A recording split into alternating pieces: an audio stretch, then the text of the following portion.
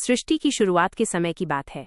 जब देवता और असुर मिलकर समुद्र मंथन कर रहे थे तो समुद्र से एक एक कर अनमोल रत्न निकलने लगे। लक्ष्मी माता, ऐरावत हाथी, चंद्रमा, अमृत कलश। पर तभी समुद्र से निकला कालकूट विष, इतना भयंकर कि उसकी ज्वाला से तीनों लोग जलने लगे। देवता भयभीत होकर भागने लगे, असुर भी छिप गए। तब सब ब्रह्मा जी और विष्णु जी के पास पहुंचे। बोले, प्रभु अब तो सब नष्ट हो जाएगा। विष्णु जी ने कहा, अब केवल एक ही है जो इसे थाम सकते हैं, महादेव। सब कैलाश पहुंचे। महादेव ध्यान में लीन थे।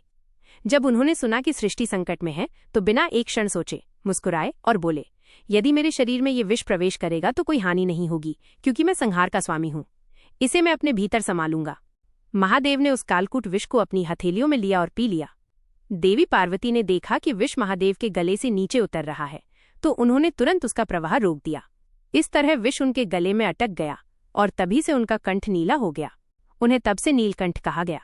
लेकिन यहाँ एक अनोखी बात हुई। कहा जाता है कि जब उन्होंने वो विष पिया तो कुछ बूंदें पृथ्वी पर भी गिरीं। जहां जहां वे गिरीं वहां की मिट्टी आज भी थोड़ी नीली दिखाई देती है, विशेष रूप से हरिद्वार के पास नीलकंठ महादेव मंदिर में। वहां के जल का रंग हल्का नीला है और भक्त आज भी मानते हैं कि वो उस कालकूट विष की स्मृति है। और महादेव, उन्होंने कभी ये नहीं कहा कि उन्होंने संसार को बचाया, बस चुपचाप फिर ध्यान में बैठ गए। उनके लिए करुणा, त्याग और मौन ही सबसे बड़ा धर्म था।